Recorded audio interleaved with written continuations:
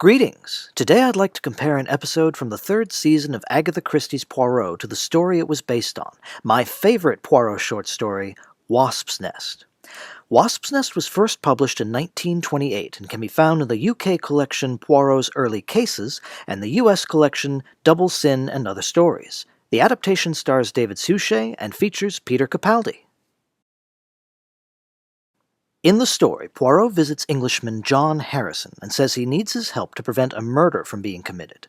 Earlier that day, he'd been in a chemist's shop, and when he signed the poison register, he saw that the last name signed was Claude Langton. Langton and Harrison are rivals over a young woman named Molly Dean. Harrison says Langton is scheduled to come over at 9 o'clock to destroy a wasp's nest. Perhaps that's why Langton bought cyanide. Except Harrison says Langton is planning to use petrol, not cyanide. Harrison realizes Poirot is here to warn him that Langton plans to use cyanide to poison him. And he laughs in Poirot's face. Poirot comes close to shaking him. He leaves, promising to come back at 9. He comes back a little early and finds Langton just leaving. Is Poirot too late? He finds Harrison sitting motionless. But he's alive! Poirot confronts him with the truth. Harrison has a terminal illness, and Molly Dean has chosen Claude Langton. Harrison asked Langton to buy the cyanide to destroy the wasp's nest, but really he meant to poison himself. Poirot pretended to suspect Langton of homicidal intentions so that he could pickpocket Harrison and replace the cyanide with harmless washing soda. Harrison lied to Poirot about the time of the appointment, intending for Poirot to return at 9 and find him dead. When Harrison asks why Poirot had to interfere, Poirot repeats that, "Murder is my business." Murder? Suicide? Murder! Harrison had arranged it such that Langton would be arrested and hanged for his murder. Poirot has saved not only Langton from wrongful execution, but also Harrison from becoming a killer.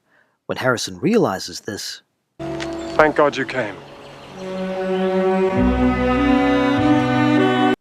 the episode expands greatly on the original story, starting us out at a fete where Poirot and Captain Hastings meet John Harrison and Molly Dean. We're given to believe that Claude is harassing Molly. From then on, the episode seems to suffer from a case of subplotitis, cramming in Poirot's amateur tea leaf reading, Japp having his appendix out, Hastings' new photography hobby, and Miss Lemon's preoccupation with aerobics, interspersed with a fashion show, a car accident, and Poirot getting stung by a wasp. Surprisingly, in the end, all the subplots tie into the main plot. Also among the additions are 2 new characters, a creepy guy with a skull cane who seems to be stalking people, and Mrs. Henderson, the chemist, whom Poirot meets when he gets treatment for the wasp sting, and sees Claude's name in the poison register.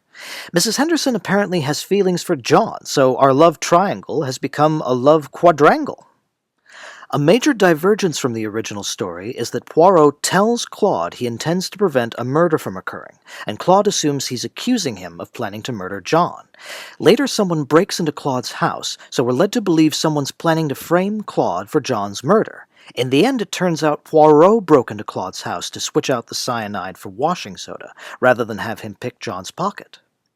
The content of the original story takes up about 10 to 15 minutes at the end of the episode, and while some details have been changed or embellished, the ending is largely the same.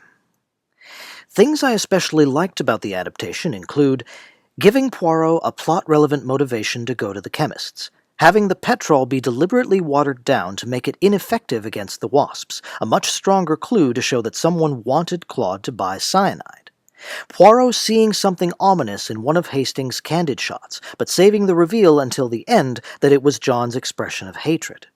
Using the creepy guy as a red herring until Japp recognizes him at the hospital, leading to the discovery that he's John's doctor. Poirot asking Hastings to buy washing soda, setting us up for the payoff when he reveals he swapped the soda for the cyanide. And finally, Mademoiselle, I see the times ahead most dangerous for you both. he could be referring to Molly and John, or to Molly and Claude. Things I thought weakened the episode. Would Molly really, seriously wreck her own car in order to have an excuse to meet Claude in a hotel?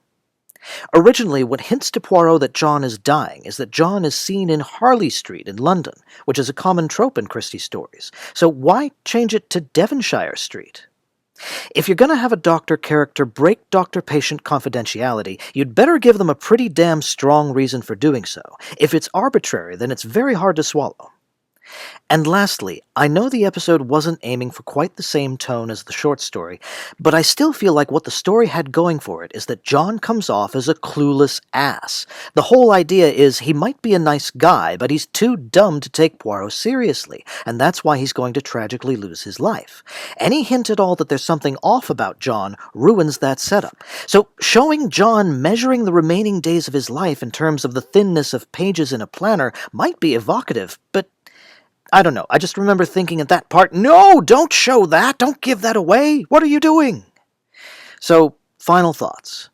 As an adaptation, I think this episode was okay, but could have been better. Everything tied up very well and neatly, but on the way there, it could easily confuse people. The dramatic question of, will Poirot be able to prevent John's murder, wouldn't have held up over 51 minutes, so they changed it to, who's planning to murder whom, which kept the tension up pretty well. But I think it would have worked better if they'd narrowed it down to John as the apparent target in the final act, again, to give that final twist some power. As an episode, this was a bit wobbly, with lots of melodrama and having to sit through what we think is filler before we get to the dramatic high point. The interactions between the leads are entertaining, but they're just on the verge of feeling like they don't belong, that they're only there because this is a TV show and these are the regulars. Peter Capaldi is of course fantastic. I'd say the episode falls just on the right side of the line between decent and not. That said, I should probably be more appreciative of the fact that they retained the original ending. Given what happened to a few other Poirot adaptations, the screenwriter could have solved the problem of not having enough story material to spin across the episode's runtime by inventing a whole new storyline altogether. I'll talk more about that soon. Thanks for watching.